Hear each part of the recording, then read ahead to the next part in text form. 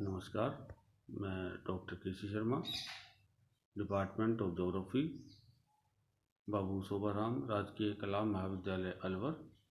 आज हम निश्चयवाद की आलोचना के बारे में जानकारी प्राप्त करेंगे। इससे पहले हमने मानव भूगोल की विचारधाराओं के बारे में जानकारी प्राप्त की और मानव भूगोल की विचारधाराओं में प्रमुख रूप से निश्चयवाद की विचारधारा, संभववाद की विचारधारा, नव निश्चयवाद की विचारधारा का हमने अध्ययन किया और इसमें हमने निश्चयवाद की विचारधारा को विस्तृत रूप से अध्ययन किया। अनेक भौगोलिक विचारकों के विचारों के बारे में हमने जानकारी प्राप्त की।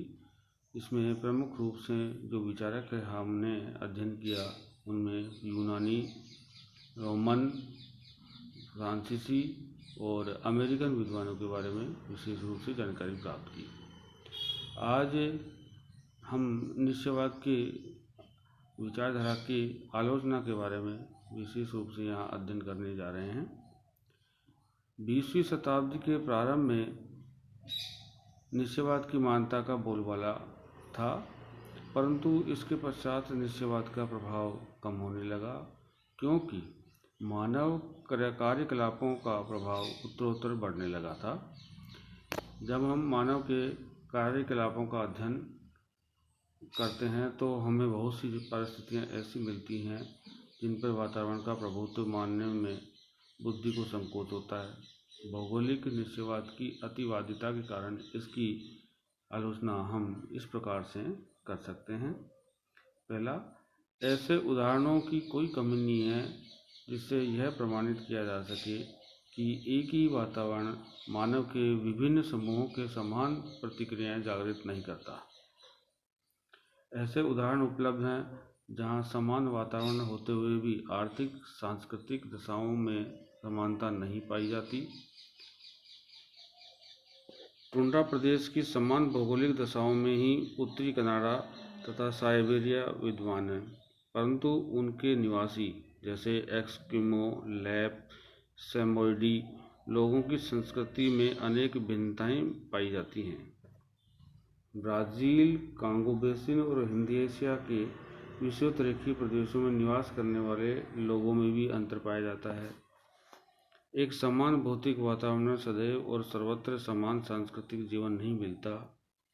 एक ही वातावरण में अनेक प्रकार के रहन सहन के तरीकों को देखकर यह सुविख्यात जो जर्मन दार्शनिक हीगल ने इसके बारे में इस प्रकार बताया कि मेरे सामने भौगोलिक निश्चयवाद की बातें मत करो, कारण कि जिस स्थान पर पहले यूनानी लोग रहा करते थे वहाँ पर आज तुर्क लोग रह रहे हैं और यही बात निश्चयवाद का प्रबल रूप से खंडन करती है।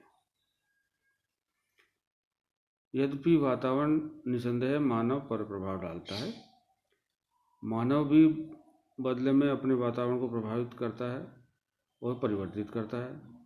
इस प्रकार परस्पर संबंधित कार्य इतना दुर्बोध है कि यह जानना कठिन हो जाता है कि कब किसका प्रभाव समाप्त हुआ और कब किसका प्रभाव प्रारंभ हुआ। कई स्थल रूप तो हमें प्राकृतिक दिखाई पड़ते हैं, वे वास्तव में मानव की कृतियाँ ही होती हैं। गेहूँ, जौ, जैतून, अंगूर और सिंचाई पर आधारित फलदार वृक्ष जो भूमध्य सागरीय देशों में बहुलता से पाए जाते थे, परंतु पूर्णतः मानव प्रयास की उपज हैं। इनमें से कोई भी पौधा इटली या स्पेन आदि की उपज नहीं है। नई दुनिया के गेहूँ क्षेत्र भी मानव की अपनी रचना है। वातावरण जनित तत्व स्वयं कठिनता से जनसंख्या के वितरण को व्यक्त करते हैं। चीन का जनाधिक्य, भूमि की उपयोग तथा मानव बसाव को लेकर पूर्वजों की पूजा है, अर्चना और प्रत्यक्ष रूप से संबंधित है। इसका स्पष्ट रूप 18वीं और 19वीं शताब्दी में जनसंख्या के झुकाव के साथ देखने को मिलता है। मध्यकालीन फ्लैंडर्स की सघन जनसंख्या, इसके समृद्ध उद्योग तथा विस्तृत कृषि पृथ्वी संबंधी चुनाव का परिणाम है। प्रसिद्ध विद्वान किरचॉफ द्वारा भी इसकी पुष्टि की गई है। राष्ट्रों का आर्थिक विकास असंख्य ऐसे उदाहरण उपस्थित करता है जो मानव द्वारा किए गए निर्णयों से वातावरण को परास्त करने की पुष्टि करते हैं। केवल उद्योग केवल वातावरण पर निर्भर नहीं रहते, इसके वितरण में भी मनुष्य का हाथ होता है। राष्ट्रीय आयात निर्यात नीति के आधार पर ही उद्योग धंधे पनपते हैं, न कि प्राकृतिक वातावरण की प्रभुता के कारण। भारत सरकार कुटीर उद्योगों से बने कपड़ों को अधिकाधिक तैयार करने का प्रोत्साहन दे रही है, जिससे हमारे देशवासियों की आस्था मैनचेस्टर और लंकाशायर के बने कपड़ों से हट जाए। जिन प्राकृतिक सुविधाओं ने इंग्लैंड के इस उद्योग को बढ़ाया और विद्यार्थ रहते हुए भी कपड़ों का उद्योग वहाँ कम होता जा रहा है। वर्तमान समय में यूरोप और एशिया के अनेक देशों में उद्योग धंधों और व्यापार में अनेक परिवर्तन आए हैं। यूरोप के छोटे छोटे औद्योगिक देश जो पहले अपने लिए खाद्यान्न स्वयं उत्पादन किया करते थे, अब अमेरिका से सस्ता गेहूँ आयात करते हैं और उन्होंने खाद्यान्नों का उत्पादन लगभग समाप्त कर दिया है। वे अपनी शक्ति का उद्योगों में अधिक लगाने में प्रयोग कर रहे हैं। दक्षिणी ओंटारियो में औद्योगिक विकास पर कैनेडियन चुंगी की दरों की नीति का आधिपत्य है, न कि भौतिक वातावरण का। डिमांजिया ने पिकार्डी के अध्ययन में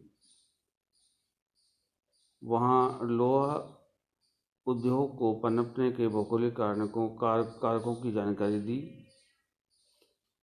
क्या यह प्रकृति की योजना थी कि डेट्रॉइट अमेरिकी मोटर गाड़ी उद्योग का केंद्र होना चाहिए अथवा ईरान में रबड़ उद्योग को पनपना चाहिए? यद्यपि निसंदेह इन दोनों उद्योगों का विकास मध्य पश्चिम में सकारण हुआ है।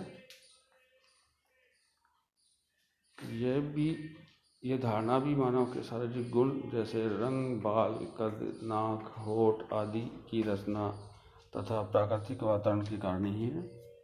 भले ही अधिकांश रूप में ठीक भी हो, परंतु पूर्ण मान्य प्रतीत नहीं होती।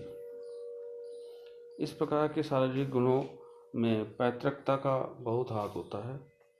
उदाहरण के लिए अमेज़न के जंगलों में मानव हजारों वर्षों से निवास कर रहा है, किंतु उसमें निग्रोइड जाति के गुणों की आश्चर्यजनक कमी पाई जाती है।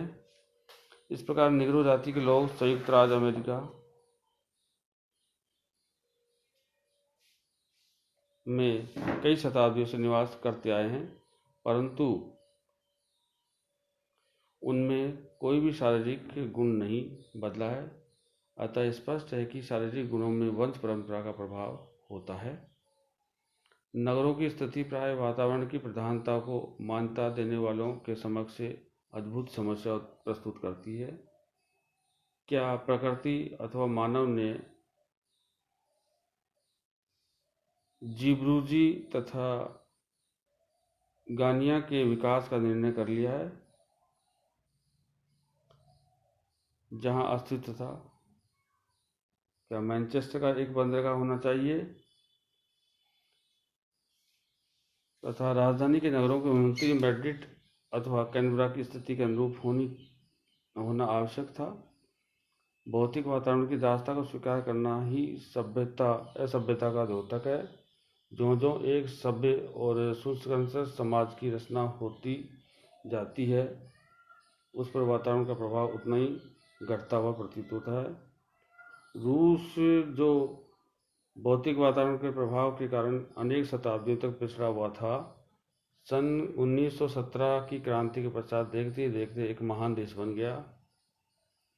डेमोलिन्स ने स्टेपी प्रदेश के समाज का वर्णन करते हुए लिखा कि जब मानव ने मिट्टी को परिवर्तन कर दिया तो उसने स्थान विशेष के प्रभाव को भी उसको अपने अनुकूल बना लिया।